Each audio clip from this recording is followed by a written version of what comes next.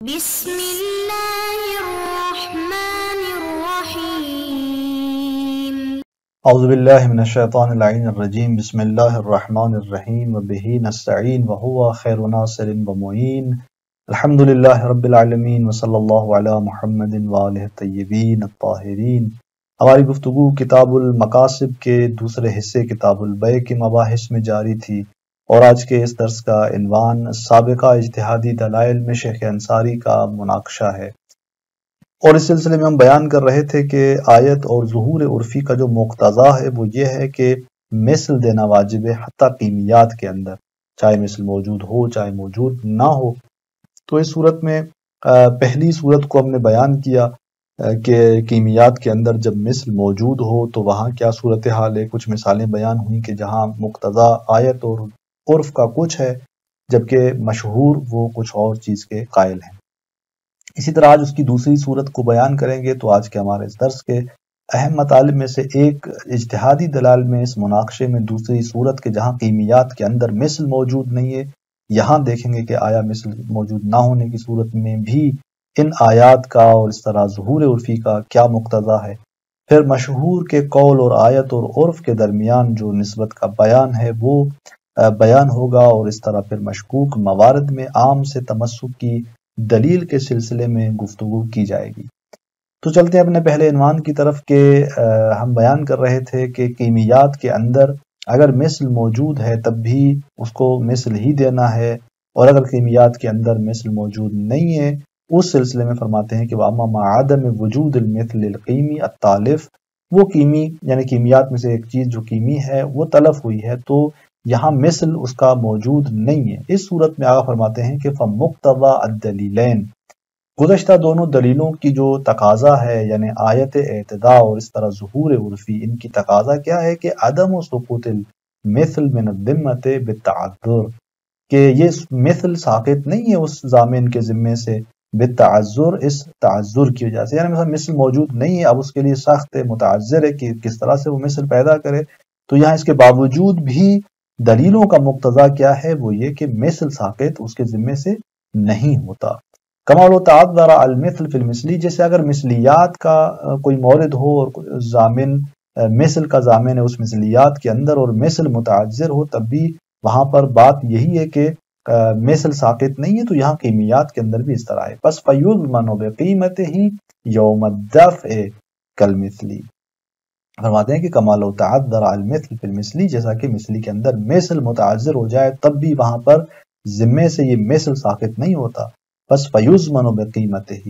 یعنی وہ شخص ضامن جو ہے کس چیز کا ضامن ہوگا، اس کی قیمت کا ضامن ہوگا یوم الدفع، اس ادا کے وقت، یعنی نہ یوم التلف بلکہ جب وہ ادا کرے گا تو اس وقت جو اس کی قیمت ہوگی وہ ادا کرے گا کل مثلی کی طرح۔ ولا یقولون بہی، در حالانکہ فقہا اس بات کے قائل نہیں، یعنی فقہا جب قیمت کی بات کرتے ہیں تو یوم الدفع کی بات نہیں کرتے بلکہ وہ یوم تلف کی بات کرتے ہیں۔ اور آپ دیکھیں کہ خود اس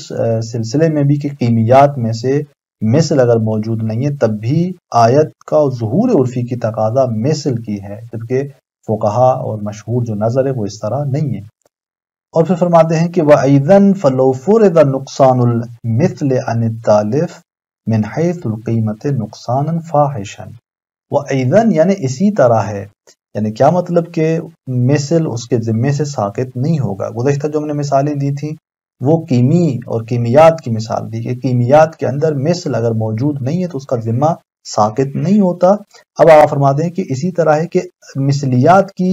جو ہے ان میں سے ایک مثال دے رہے ہیں آگا کہ فَلَوْ فُرِضَ نُقْصَانُ الْمِثْلِ عَنِ التَّالِفِ، کہ مثلا اگر ایک چیز تلف ہوئی ہے اور وہ مثلیات میں سے ہے اور فرض کیا جائے مثل کا اس تالف سے کم ہونا، کس اعتبار سے، من حیث القیمت، کہ مثل جو ہے وہ اگر دیا جاتا ہے اس مثلی کے عوض میں اور وہ مثل قیمت کے اعتبار سے کم ہے، نقصاناً فاحشاً، یعنی ایک واضح نقصان جو ہے، واضح جو ہے وہ کمی اس مثل کے حوالے سے موجود ہے۔ اس معنی میں یہاں پر مثال دے دوں، مثلا اگر اس ضامن نے مالک جو ہے وہ ایک شخص جو ہے وہ مالک تھا ایک برف کا، اور ضامن نے اس کی برف جو ہے وہ کچھ مقدار کی تلف کر دی، اور اب جو ہے اس کو مماثل دینا ہے، اس کا مثل دینا، تو جو برف اسے ابھی دے رہا ہے اور جس وقت وہ برف اس کے حوالے کرتا ہے تو اب اس کی ضرورت نہیں ہوتی. مثلا اس نے گرمیوں میں برف ضائع کی تھی اس کی، اب وہ سردیوں میں برف اسے دینا چاہتا ہے. تو یہاں پر مثل جو ہے وہ مالیت کے اعتبار سے ایک واضح نقصان میں ہے، چونکہ اس کی اب ضرورت نہیں ہے تو اس کی اس طرح مالیت اور قیمت جو ہے وہ کم ہو جاتی ہے. تو اس صورت میں بھی وعیزن ہے، یعنی مثل اسے ساقط نہیں ہے اور اسے مثل ہی دینا ہے. یہاں پر آپ فرماتے ہیں کہ پس اس صورتحال میں فمقتضا ذالک، اس کا جو مقتضا ہے یعنی مذکورہ دونوں دلیلوں کا، وہ یہ ہے کہ عدم وجوب الزام المالک بالمثل. اب یہاں پر آپ فرماتے ہیں کہ ان دو دلیلوں کا کہ جو آیت تھی اور ظہور عرفی تھا، ان کا مقتضا کیا ہے؟ یہاں پر ان کا مقتضا یہ ہے کہ واجب نہیں ہے اس مالک کو مجبور کرنا کہ وہ یہ مثل لے. کیوں؟ لے اقتضاء اہما، چونکہ وہ جو دو دلیلیں ہیں وہ تقاضا کرتی ہیں اس بات کا کہ مماثلت ہونی چاہیے حقیقت اور مالیت کے اعتبار سے. اب جب وہ دلائل اس طرح سے مماثلت کی بات کرتے ہیں تو یہاں اگر وہ اتنی مقدار میں قیمت کے اعتبار سے مثل کم ہو چکا ہے کہ نقصان فاحشہ، تو پھر وہ مماثلت نہیں رہتی حقیقت اور مالیت کے اعتبار سے. اگر حقیقت میں اس جیسی چیز ہے لیکن مالیت کے اعتبار سے وہ مماثلت باقی نہیں رہتی. تو یہاں ان دلائل کا مقتضا کیا ہے کہ مالک کو مجبور نہیں کیا جا سکتا کہ تم یہاں سے مثل جو ہے وہ اٹھاؤ. پھر فرماتے ہیں کہ بعد المشہور کما یظہر من بعد الزام ہو بھی، جبکہ مشہور کیا کہتے ہیں؟ مشہور یہ ہے کہ کما یظہر من بعد، جیسے بات سے یہ بات ظاہر بھی ہے کہ الزام ہو بہی، کہ اس کو ملزم کرنا ہے مالک کو بہی اسی مثل سے، چونکہ وہ چیز جو تلف ہوئی ہے وہ مثلیات میں سے تھی اور مشہور کہتا ہے کہ مثلیات میں سے مثل دینا ہے. اب یہاں پر وہ مثل جو دیا جا رہا ہے وہ نقصان ہے یعنی کم ہے قیمت کے اعتبار سے اور بہت زیادہ کم ہے قیمت کے اعتبار سے. تو یہاں پر آیت اور اس ظہور عرفی کے مطابق مالک کو مجبور نہیں کیا جا سکتا کہ وہ مثل لے، جبکہ مثلیات میں سے ایک چیز جو ہے وہ تلف ہوئی ہے. مشہور یہاں پر کہتا ہے کہ نہیں، مالک کو مجبور کیا جائے گا کہ وہ اسی مثل کو اٹھائے. وَإِن قَوَّى خِلَافَهُ بَعْض، اگرچہ بعض بزرگان اس کے خلاف کو تقویت کرتے ہیں، یعنی وہ مشہور کے اس بات کے مد مقابل بات کی تقویت کرتے ہیں کہ نہیں، الزام جو ہے وہ مالک کو واجب نہیں ہے. تو بہرحال یہاں پر آپ دیکھیں کہ مثلیات میں سے ایک مثال دی آگا نے اور اس میں سے ایک چیز جو ہے وہ تلف ہوئی اور وہ قیمت کے اعتبار سے بہت زیادہ نیچے آ گئی. تو آیت کا اور ظہور عرفی کی تقاضا یہ تھی کہ یہاں پر مماثل نہیں بلکہ یہ مثل دینا ضروری اور واجب نہیں ہے، جبکہ مشہور کیا کہہ رہا تھا کہ نہیں، اسے مثل دینا ہے. تو یہاں پر بھی آپ دیکھیں کہ تنافی پائی جاتی ہے ان دلائل میں اور مشہور کے نقطہ نگاہ میں. بلکہ یہاں پر ایک قدم آگے بڑھتے ہیں کہ بل ربما احتمل جواز دفع المثل ولو سقط من القیمت بالکلیہ، بلکہ چہ بسا جو ہے وہ احتمال دیا جاتا ہے کہ مثل ہی دینا جائز ہے، یہاں پر مثل دینا جائز ہے ولو وہ مثل قیمت سے بالکلیہ یعنی مکمل طور پر گر چکا ہو. یعنی مثل جو ہے، اس کی مثال بھی آپ دیکھیں کہ مثلا وہی اگر آپ اس کی مثلیات میں سے کوئی مثال دیکھتے ہیں کہ جہاں پر ایک چیز ضامن نے ایک چیز کو تلف کیا ہے، اب جب اس کو تلف کیا ہے وہ اس کا مثل اسے دینا چاہتا ہے اور ایک ایسے وقت میں اسے مثل دے رہا ہے کہ جس کی قیمت ہی باقی نہیں رہتی. اصلا وہ چیز بالکل ہی اپنی قیمت ہر اعتبار سے کھو چکی ہوتی ہے. تو یہاں پر مثل دینا ضروری ہے مشہور کے نقطہ نگاہ سے، جبکہ آیت اور اس طرح ظہور عرفی کے حوالے سے جو ہے وہ مثل دینا اور مالک کو مجبور کرنا کہ وہ مثل اٹھائے واجب نہیں ہے. لیکن آپ فرماتے ہیں کہ بل ربما احتمل جواز دفع المثل، اس صورت میں بھی مثل کو دینا جائز ہے، اس کا احتمال دیا گیا ہے. وَإِنْ كَانَ الْحَقُّ خلاف، اگر جا فرماتے ہیں کہ حق جو ہے وہ خلاف ہو، اس کے برخلاف ہے، یعنی خود شیخ انصاری کہتے ہیں کہ ہم اس کے قائل نہیں ہیں کہ یہاں پر مثل دینا جو ہے وہ جائز قرار پائے. تو بہرحال آپ دیکھیں کہ ان موارد کے اندر جو ہے وہ شیخ انصاری یہ بیان کرنا چاہتے ہیں کہ کس طرح سے ایک جو ہے وہ تنافی پائی جاتی ہے، اور یہ دونوں صورتیں آگا نے یہاں پر بیان کی. یعنی قیمیات کے اندر بھی آیت اور ظہور عرفی کا مقتضا یہ ہے کہ مثل دینا ہے، پھر چاہے ان قیمیات کے اندر مثل موجود ہو چاہے موجود نہ ہو. مثل موجود ہو یہ ایک صورت تھی جس کی مثالیں بیان ہوئیں، مثل موجود نہ ہو قیمیات کے تو مماثل اس کا پایا نہ جاتا ہو. تو یہاں پر بھی یہ دوسری صورت ہم نے آج آپ کے سامنے بیان کی، اور یہاں پر بھی مقتضا یہی تھا کہ مثل اس کے ذمہ سے ساقط نہیں ہوتا. اس کے بعد پھر شیخ انصاری رحمۃ اللہ علیہ اسی مطلب کے حوالے سے کوئی نقطہ بیان کرتے ہیں کہ مشہور کی نقطہ نظر اور دلیل یعنی آیت اور عرف کے درمیان نسبت کون سی پائی جاتی ہے. تو جو مطالب ہم نے آپ کے سامنے بیان کیے واضح ہو جاتا ہے کہ فتبین، روشن ہو جاتا ہے یہ مطلب کہ ان النسبت بین مذہب المشہور و مقتضى العرف والآیہ عموم من وجہ، کہ نسبت جو ہے مشہور کے نقطہ نگاہ نظریے اور اس طرح جو ہے وہ عرف اور آیت کا جو تقاضا ہے ان دونوں کے درمیان عموم من وجہ یعنی عام خاص من وجہ کی نسبت پائی جاتی ہے۔ اور یعنی یہاں پر دو موارد ایسے ہیں کہ جہاں پر یہ دونوں مادہ افتراق رکھتے ہیں اور جہاں پر جو ہے وہ ایک مورد جہاں پر یہ دونوں کا اجتماع ہوتا ہے۔ توضیح دیتے ہیں اس کی نسبت کی کہ کس طرح اس کے درمیان عام خاص من وجہ کی نسبت پائی جاتی ہے۔ فقط یضمن بالمثل بمقتضى الدلیلین، کبھی جو ہے وہ شخص ضامن ہوتا ہے کہ مثل جو ہے وہ ادا کرے گا بمقتضى الدلیلین، یعنی ان دو دلائل کے ذریعے۔ یہاں پر عرف اور وہ آیت جو ہے وہ اقتضا کرتی ہے کہ وہ مثل کا ضامن۔ ولا یضمن به عند المشہور، جبکہ وہیں پر مشہور جو ہے وہ اس بالمثل کے ضمان کے قائل نہیں ہوتے۔ کما فی المثالین المتقدمین، جیسا کہ دو مثالیں پیچھے گزر چکی ہیں، ایک وہ جہاں پر عبد جو دو عبد کی جو مثال تھی کہ جہاں پر مشتری شخص نے جو ہے وہ مالک کا عبد جو ہے وہ ضائع کیا ہے، تلف کیا ہے، ولو اس عبد مالک کے ذمہ پر اسی تلف کرنے والے کا ایک عبد ہے اس کے ذمہ پہ، لیکن تلف کرنے والے نے جب عبد تلف کیا ہے تو وہاں پر کیا کہا گیا؟ وہاں پر کہا گیا کہ وہ شخص جو ہے قیمت ادا کرے گا۔ یعنی یہاں پر آیت اور عرف کو اگر دیکھا جائے تو تہاتر تھا کہ یہ بس اس نے اس کا تلف ضائع کیا، عبد ضائع کیا ہے، اور مالک کے ذمہ ویسے ہی اس متلف کا تلف کرنے والے کا عبد ہے، تو یہ یوں ایک دوسرے کا تسویہ ہو جائے گا، لیکن وہاں پر فقہاء اس بات کے قائل نہیں تھے۔ اور اس طرح جو دوسری مثال لباس کی تھی کہ کرباسی نوعیت کے کپڑے کی جو ہم نے وہاں پر مثال دی تھی کہ وہاں پر مقتضا جو ہے وہ آیت اور عرف کا یہ تھا کہ وہ اس کو اسی کا مثل دوسرا کپڑا اتنے ذرا میں تحصیل کرنا ہے، جبکہ فقہاء اس کا حکم نہیں دے رہے تھے بلکہ وہ اس کو منتقل کر رہے تھے قیمت کی طرف۔ تو یہ آپ نے وہاں پر دیکھا کہ کس طرح جو ہے وہ مشہور کا نظریہ ہے کہ وہاں پر قیمت دی جائے، اور جبکہ آیت اور عرف کا جو مقتضا ہے وہ یہ ہے کہ مثل دیا جائے۔ وقد یہ ناقص الحکم، کبھی یہی حکم مناقص ہوتا ہے، یعنی آیت اور عرف کا مقتضا یہ ہوتا ہے کہ قیمت کی نسبت وہ ضامن ہے، مشہور کا نظریہ یہ ہے کہ وہاں پر ضمان جو ہے وہ بالمثل ہے۔ اس کی مثال فرماتے ہیں کما فی المثال الثالث، کہ جو تیسری ہم نے وہاں پر مثال دی تھی، وہاں پر آپ نے دیکھا کہ جہاں یعنی وہ چیز جو ہے آیت اور عرف کے اعتبار سے چونکہ اس کی قیمت جو ہے وہ بہت کم ہو جاتی ہے، اور انسان جو ہے وہاں پر آیت اور عرف کے اعتبار سے دیکھے تو مماثلت جو ہے وہ حقیقت اور مالیت کے اعتبار سے وہ موجود نظر نہیں آتی، تو وہاں پر ضمان بالمثل نہیں تھا، جبکہ مشہور نے وہاں پر ضمان بالمثل کی بات کی ہوئی ہے، چونکہ وہ مثلیات میں سے چیز تھی جسے ہم نے برف وغیرہ کی مثال دی تھی۔ تو اس طرح سے یہ دو آپ کے سامنے مادہ افتراق آ جاتے ہیں، اور وقد یجتمعان فی المضمون بھی، اور کبھی یہ دونوں جمع ہو جاتے ہیں وہاں پر جہاں وہ چیز مورد ضمان قرار پاتی ہے، کما فی اکثر الامثلہ، جیسا کہ بہت ساری مثالوں میں اس طرح سے ہے کہ ایک انسان جو ہے وہاں پر